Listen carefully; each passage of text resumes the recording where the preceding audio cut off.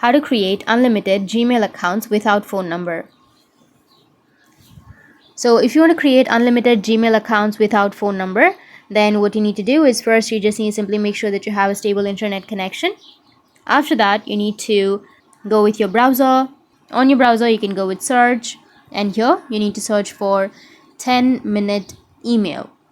After searching, now here you will have a lot of websites that will provide you the 10-minute email. So you can just simply tap on any of these options. I'll just simply go with temp mail, and here as you can see that you will receive an email which you can use for 10 minutes.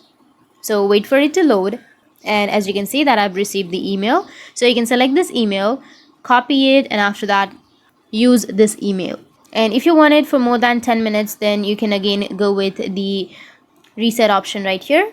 If you tap on reset, it will again reset the time. So that's it.